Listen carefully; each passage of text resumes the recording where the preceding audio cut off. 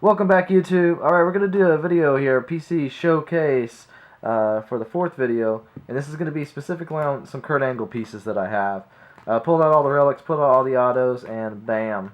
We'll start out here with Kurt Angle's rookie card. This is...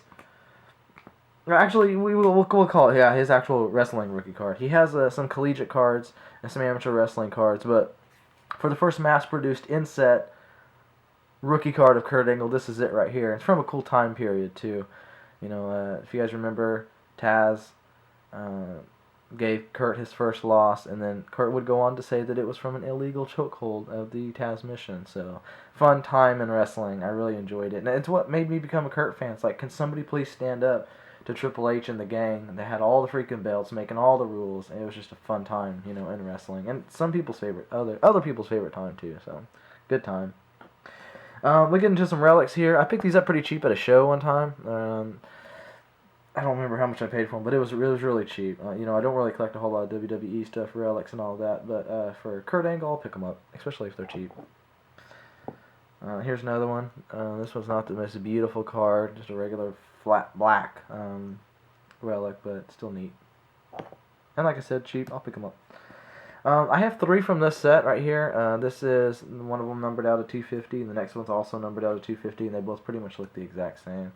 Just a flat black. I think I pulled one. I don't remember.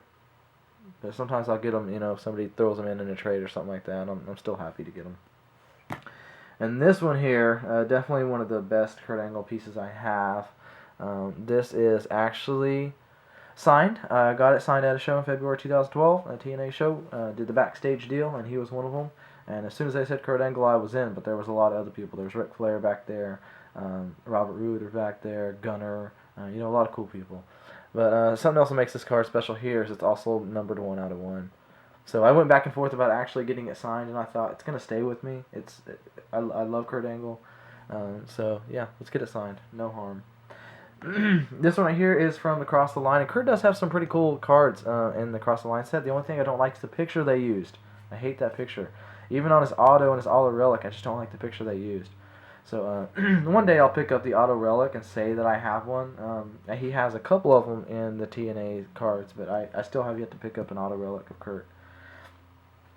Here's one of the best actual swatches that I have of his shirt. This one, and I have one exact same type here that has a little bit of red, some white, some black, so pretty neat there. Just something different too to have the dual.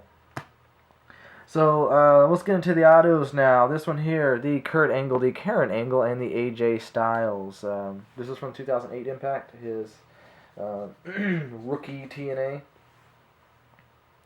debut, I guess. And this card right here is one of my favorite cards in my entire collection, actually. It's actually the first certified autograph that I ever got. I think I got it in 2012, 2011. No, it had to have been 2011 probably. But I got this card about the same time I got the first boxes that I ever opened, and that was of 2010 TNA Icons. So those box break videos are epic. If you ever go back and watch them, or want to know some history about why I'm in collecting, watch the very first box break that I did of TNA Icons, and you'll understand why I got hooked. I pulled one of the best cards ever. This is from 2009, and I got this from somebody in a trade. And funny thing, they never told me that it had Olympic gold on it, so I thought that was really cool when I got it. Just neat inscription there. The only Kurt Angle card that I've ever actually pulled from a box, and it is dual signed with Bobby Lashley, and it's numbered 5 out of 10, the green version of it. So pretty neat. The only one I've ever pulled. This is one I was hunting down for a while. I finally found it at a good price, but it's just all around cool. This is, as we all know, the Main Event Mafia around this time. So it's Kurt Angle, Kevin Nash, Booker T, and Scott Steiner. The Steiner's a little bit off card, but he's crazy with his autographs anyways. But other than that, I really like that it has the pictures and the autos with it, which is kind of hard to do, and kind of hard to make it look good, but I think TNA does a fantastic job with that. Here's one from that odd set, the TNA Extreme. I got this pretty cheap, and it was just way worth it. I like it. I like the photo and everything. It's cool.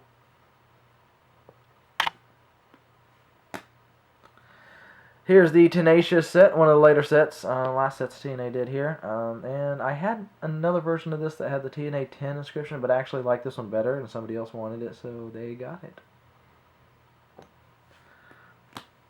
This one's cool. This is me and my wife's favorite wrestlers together on the same card, so this was one I couldn't pass up when I saw it. Kurt Angle and Mr. Anderson together. Neat. And then here is that little stable he had for a bit with some of the young guys and Samoa Joe, kind of reinventing the Main Event Mafia here. So kind of cool that they did that, and just something different to add, you know, from these young guys with Kurt Angle on the same card. That's what adds a little variety to your collection. So these are the next 3 cards are the top 3 cards that I think and the ones I like the best.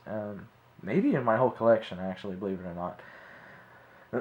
I saw this one for sale and had to have it, and well, at the price too that it was at. It was unbelievable. I don't remember what it was, but I remember I got it, so it must have been super cheap. Sting and Kurt Angle. The Sting autograph looks beautiful on there, and anytime you can get 2 guys like this on the same card, gosh, I love it. I love it. Okay, this is a card that I wanted ever since I started seeing what TNA did and produced, and I finally saw it. And saw it at a decent price, because sometimes it can go quite a bit. I was looking at a graded one for a long time, but could never do it. So I finally saw this one at a good price, and I was like, I'm getting it, and I got it, and I was really happy. In a really, really oddball set too. This was the knockout set, and they didn't do a whole lot of male wrestlers in this set, period. So the background's different, just it being that purple pinkish, and the background, the Main Event Mafia, if you look right in the middle, that symbol with the shadows and stuff, it's just cool. The autos look great too. Honestly, Kevin Nash is off a little bit at the top, and the Sting's off a little bit on the bottom, but believe it or not, Steiner's autograph is beautiful on here.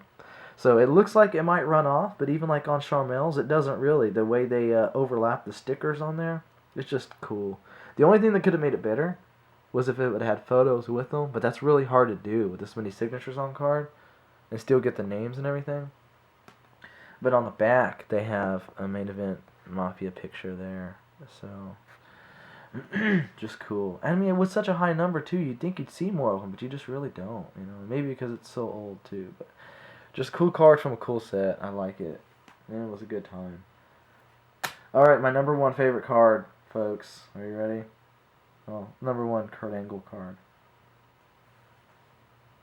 The Shane McMahon, Kurt Angle, King of the Ring, match used garbage can. I eyed these for a while, but some of them were priced so ridiculously high, it wasn't really worth it. But if you don't remember this King of the Ring, Kurt Angle actually had 3 matches in it. He went all the way to the finals. So he had 3 matches in it. But he also had one of the most epic, awesome matches ever. Which I probably watched this match, and I'm not joking, probably 25 times. I might even go watch it now.